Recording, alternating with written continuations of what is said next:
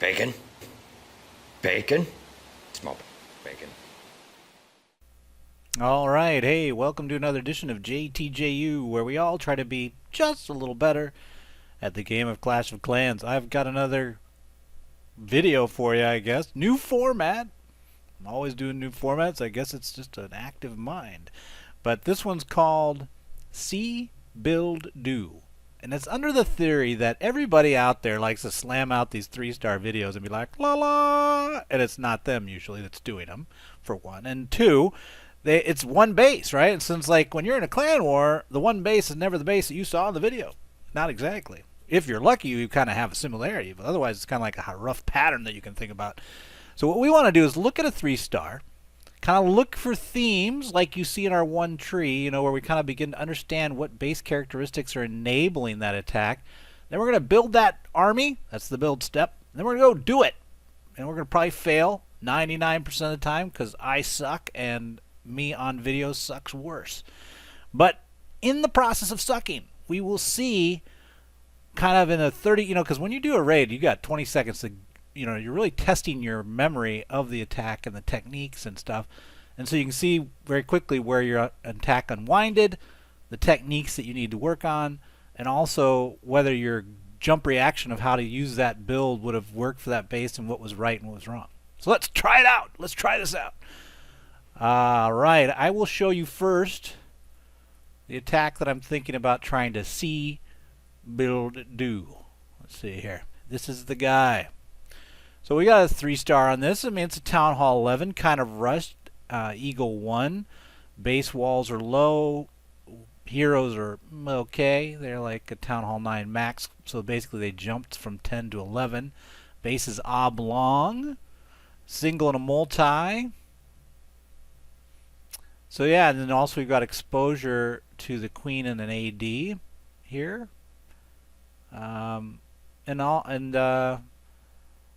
I guess that would be the main thing. The other thing I think you can see is that because it's oblong, it creates the kind of funneling, the direct pathing is easier to achieve. Is this guy down? Nope. But it's easier to achieve a kind of a tight funneling, which is what you really want to see in successful. We're going to do a try LavaLoonian, but on a successful try LavaLoon, they've got to penetrate and drive the core pretty quick, your core team. And with an oblong base, it's already kind of set up that way. You just need to kind of trim the sides that lead to it, and then you can haste your way to victory. Let's take a look at the replay. So here he goes. I guess I'll get my pencil out. Oh, forget it. Who cares about the pencil? Queen comes in. She's going to try to get this and this. I'll get my pencil. Who knows? Maybe it has something fun to mark up.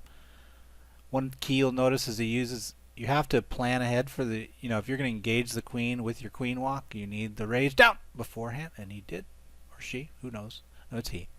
Other thing to note, whoops, now see it's moving too fast for me. Let's pause it. Notice how the QWalk was in motion, basically playing the role of distract on this expo. So that's another thing we want to look for, is that we can keep the queen walking. We're not really trying to queen dive it. We're walking the edge, using it as distract so that the main team can move through. The other thing you'll notice is that we already used one of the freezes to kind of enable the Loon team to get to the core. And then we'll use another Loon team to allow them to move through the core as they work the multis. Let's go ahead. So there we're going to use the Warden power at this point, I think. Yep, there it goes. It's because they're under fire from the second back-end multi. And then a freeze again. So basically we're trying to control the multi. We use the Warden to do it, and then we use the freeze. Both were focused on that. And a nice pattern of haste leading up to the rage at the end, because that's when you don't have a lot of Loon density anymore, so you need the damage buff. So the rage at the end of the attack is another nice aspect. So there's some keys that we could see from the attack. And I mean, he ends up, I think it was like 2:30 on the clock when he started. So yeah. Someone's pinging me. Alright, so let's take a look now at my, I'll foreshadow. Every time you see one of these videos, you can probably guarantee it's going to be a fail. And you should be rooting for Wryhorn, right? Root for Wryhorn, but it's not going to work out that way most of the time, because I'm impatient and whatever. But I did it in a raid, and it didn't work out. I lost. But you can see the mix is the same. So let's go ahead and share the replay. Well, I'm not going to share it. What am I talking about? I'm going to replay it before we lose it. Okay, so here we are. So first thing I saw is like I'm been barching, kind of hovering around this whatever trophy level I'm at. But every now and then I throw in a stupid attack and drop back down like this one. What I saw with this base is I couldn't see really in Titan any bases that are oblong. So that was really kind of an anomaly in Clan War that guy was there. It shows you that Titan League's got a little better base layout.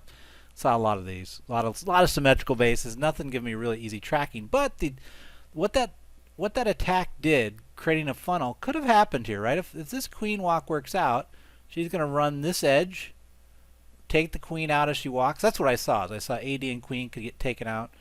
And then if I bring her, she keeps going, and I let her dive, she'll be over here hanging out. Maybe get to this with the king coming in with her. Might get over here to this eagle. Who knows? You never know, right? And then I could do the same attack you saw here, where I did 3 loons and then bloop, across. That was the thinking coming in. Or in hindsight, you got 30 seconds. So I'm like, how could that work? Well, I could do this. So we gave it a shot, right?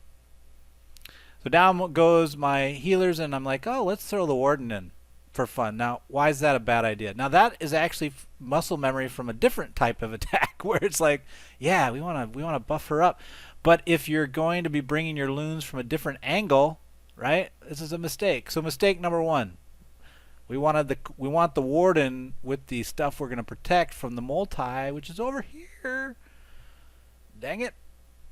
And then we want to be attacking into the single. So I actually would have attacked from here. Anyway, we'll keep going. Now here I was nervous. I actually had my finger over the rage, right? I'm thinking I need to drop the rage. I need to be ready to drop the rage. And then I saw the health coming back up. I'm like, oh, I'm okay. No, my friend. The queen and the king, if they're going to engage your queen walk, you need the rage down for them. Otherwise, this happens. Right? So at that point, you're like, screw it. I'm so done. You know, all your stuff's just kind of laying there. I throw the king in because, I don't know, I thought maybe. At that point, I was just pissed.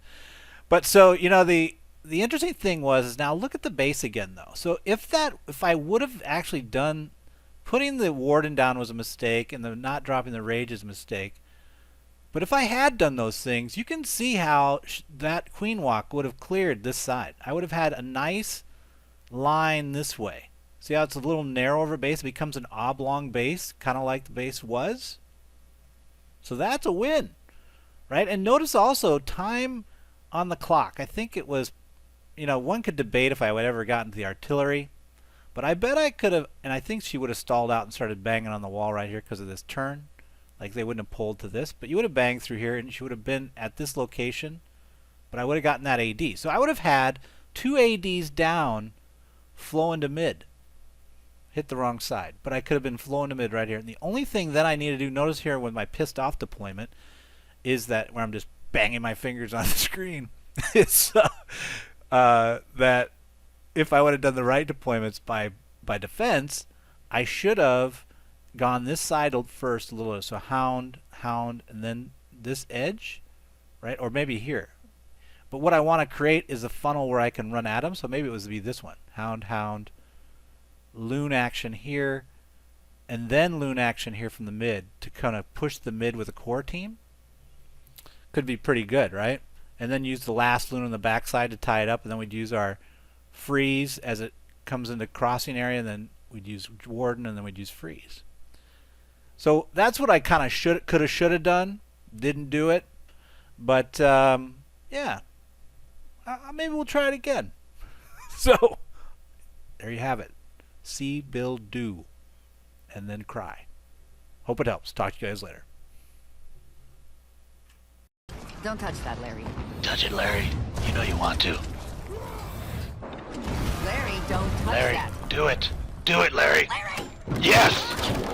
Welcome to the first day of the rest of your life, Larry. What'd I Good just say, job, Larry? Good job.